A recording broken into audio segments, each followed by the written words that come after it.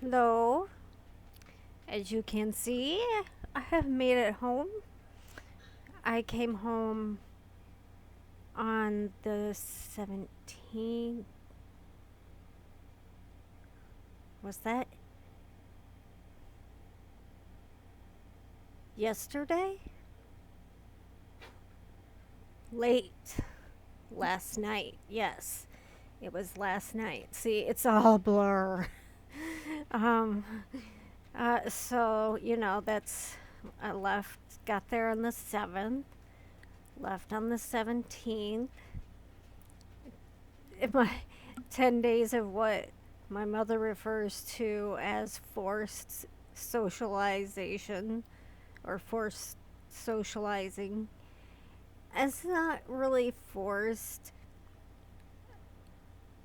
considering the fact that I I don't want to be one of those always happy, bubbly, I can talk to anyone in an upbeat voice.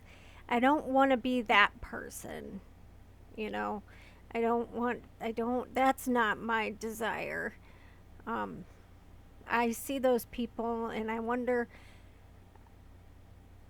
if maybe they're feeling really bad about something inside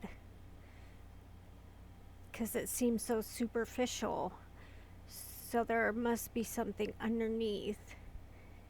And to overcompensate for it must be something very, very deep and sad. So either that or they actually are an empty shell. um, but my desire is I would like to be more comfortable when in at least some social situations. Um, I would like to not completely freeze with every muscle in tension, completely just unable to speak,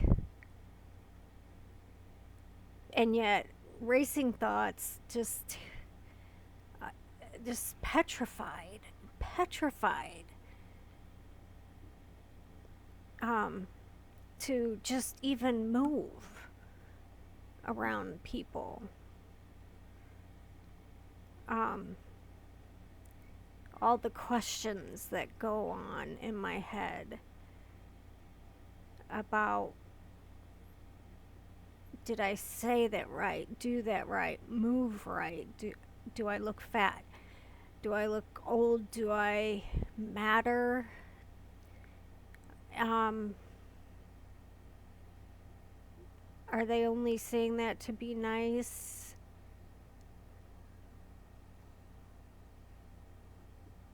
Um,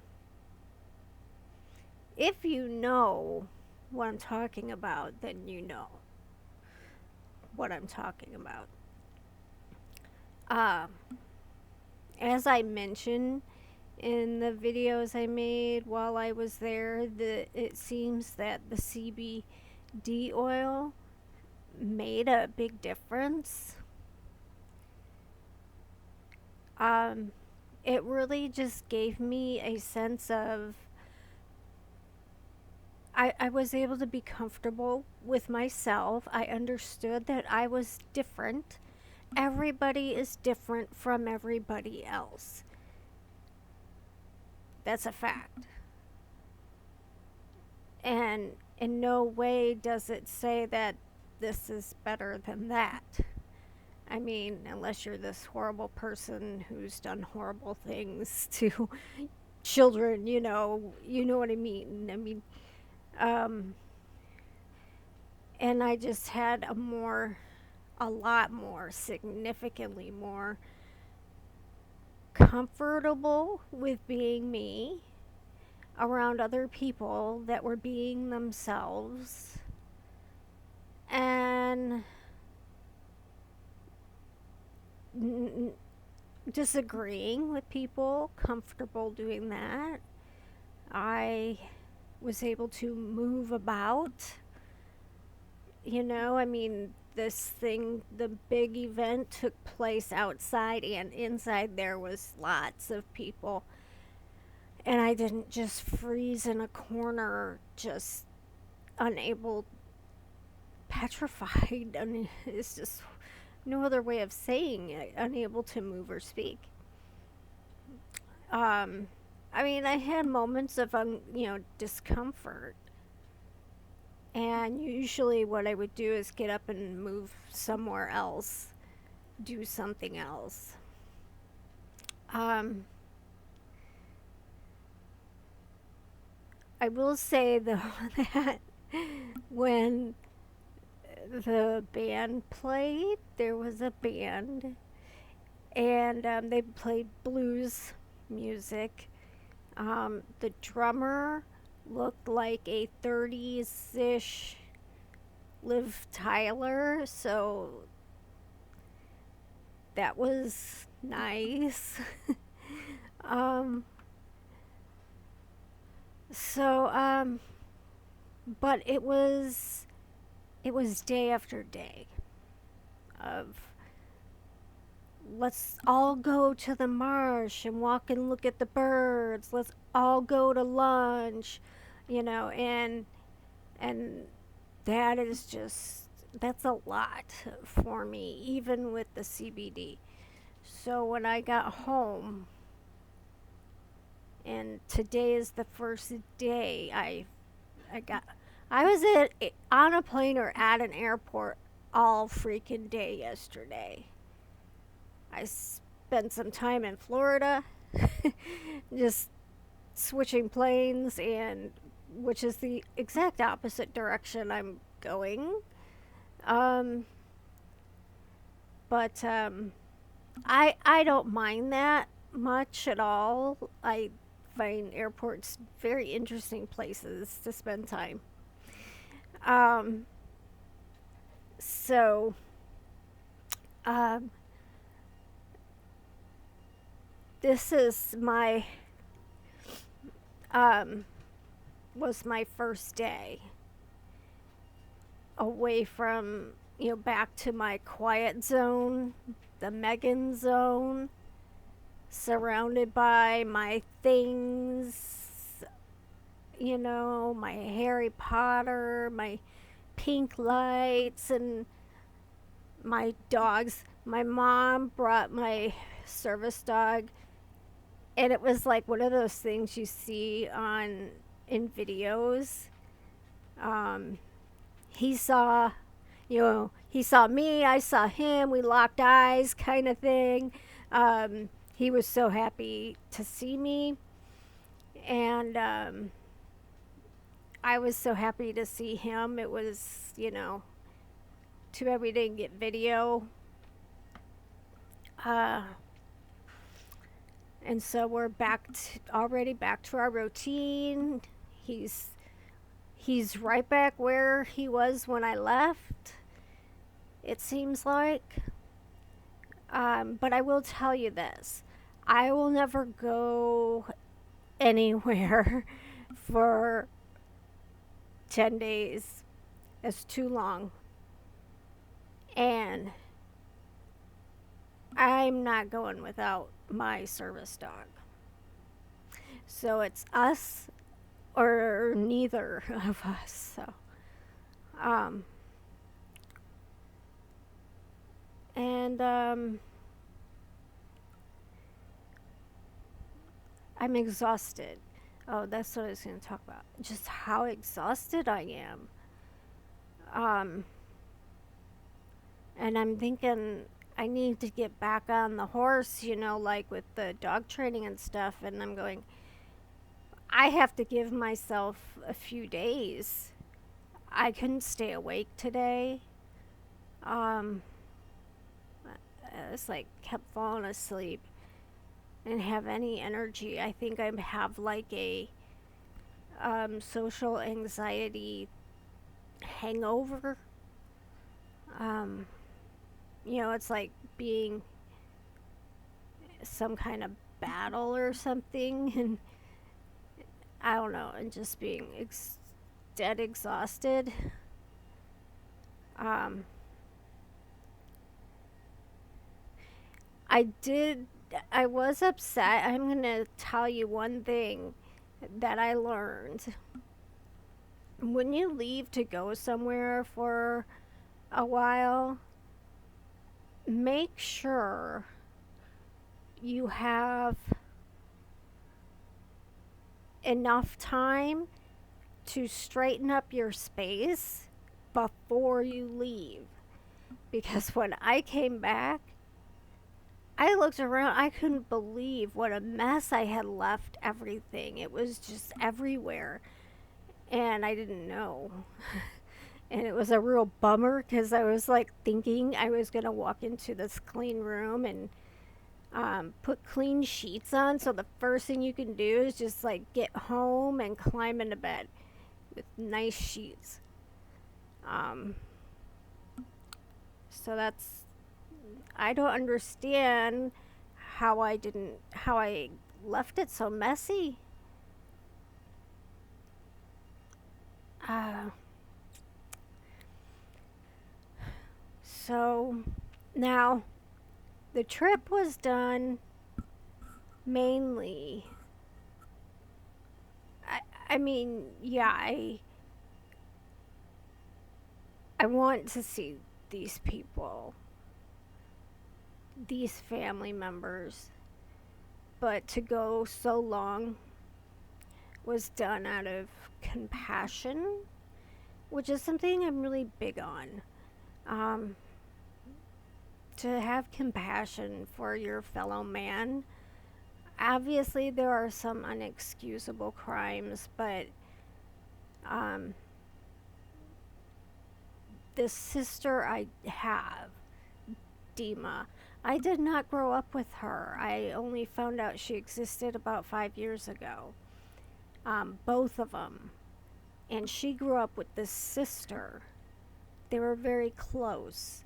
And this sister was killed by a drunk driver. And that's what my trip was, her memorial, her celebration of life. And so I, I was asking her, well, how long should I come out? And she said, well, as long as you possibly can. And so that's why I went a longer time, because I had noticed she was texting me more and stuff. And I'm like, I mean, we were sisters, but now I'm her only sister that's living. And I felt compassion. Someone mistakenly spoke it before I was finished in the sentence and said an obligation. No, no, compassion. Um, excuse me.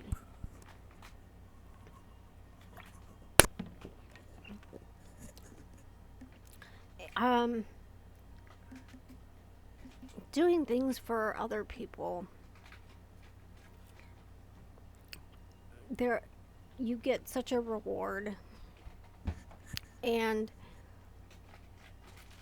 it gives you a chance to stop thinking about yourself and your issues, and it makes other people feel good that you did something for them. Or sometimes you have to make yourself feel good about things you do.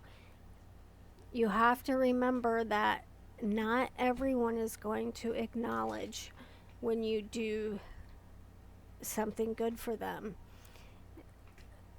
Not good for them like good for you. I mean, something nice, something out of your way to make things easier, make them feel better. You aren't always going to get a thank you or just any mention. So you have to feel it within yourself, um, that you did it for them, and There's a lot of that in life, that you have to feel feelings for yourself and not depend on other people to feel them and then speak them to you. Uh, Same goes for doing things for yourself. Who do you say that to? Who do you thank? Yourself.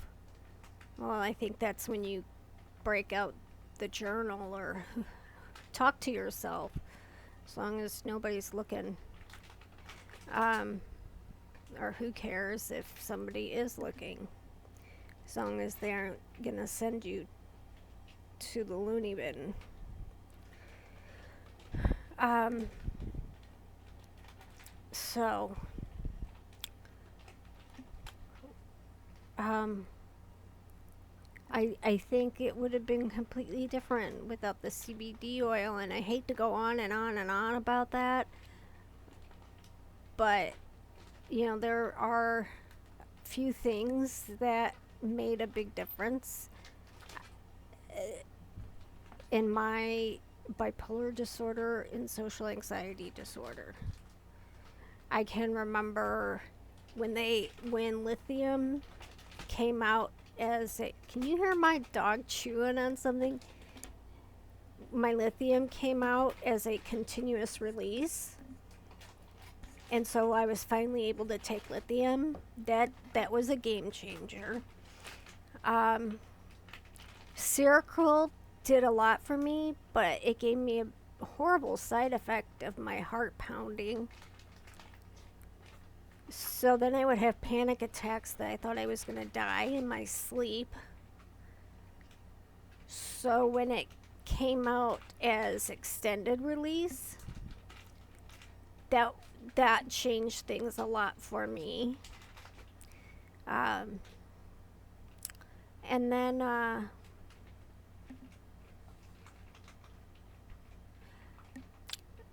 the therapist I went to, that the cognitive behavioral therapy, learning the techniques that I can apply for the rest of my life to situations, as long as I'm not too anxious.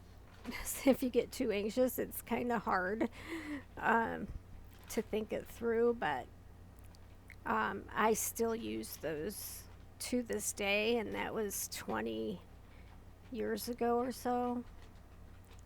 She was a good therapist. Um, and and then for a really long time, nothing changed, nothing improved, but nothing got necessarily worse. And I didn't know it could get better than what it was. And uh, then I finally tried it, and it changed. The CBD oil changed a lot for me, anxiety wise, sleep wise, irritability, having complete meltdowns and overreacting and getting overwhelmed and getting raging. So, when you're in a rage, you can't think through the problem. There might be a solution, but you can't get there.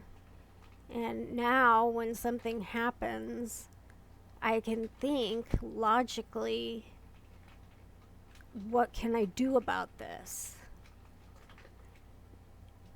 And make a plan.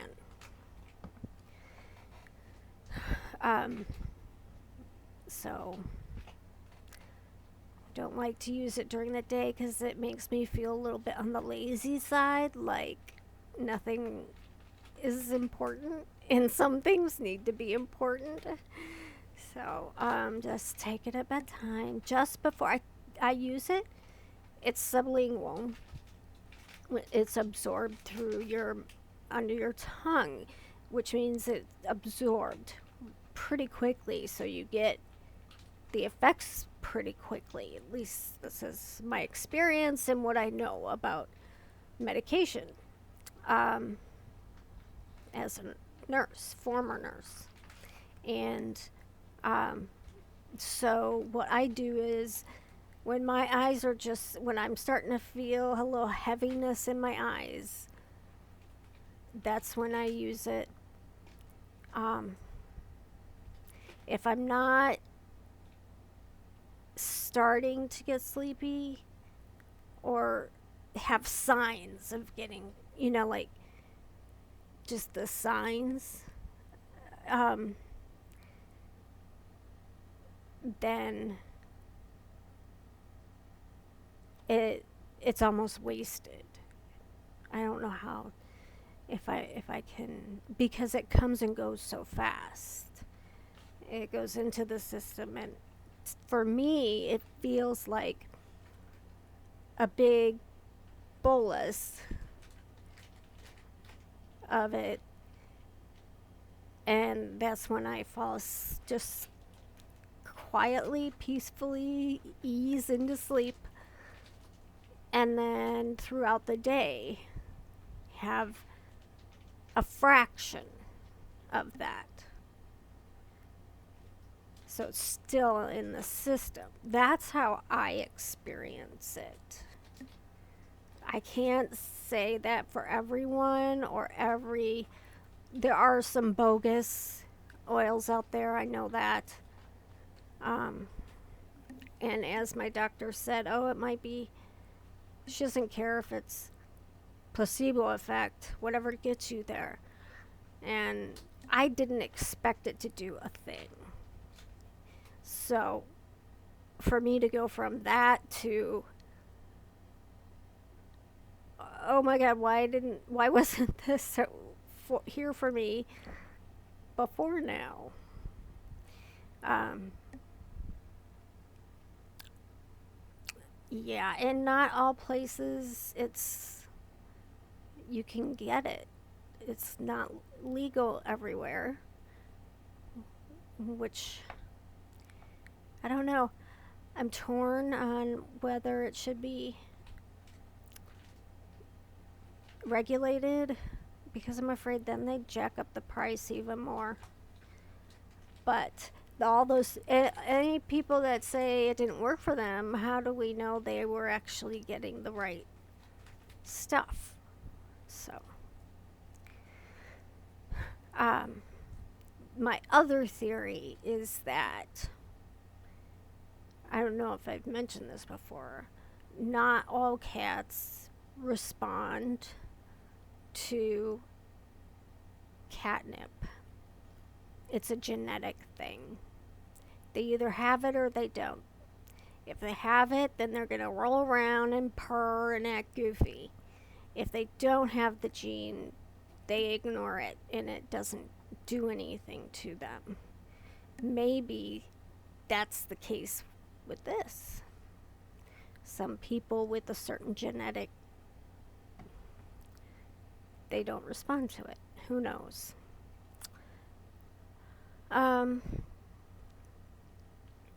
So I guess that's all for now. And I'll start doing a proper. I want to do a live soon, but look into proper bipolar video and not just me talking about my trip. So, see, I got to get back on the ball here.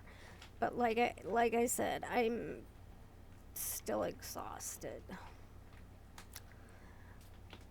Hopefully, I will be talking to you soon.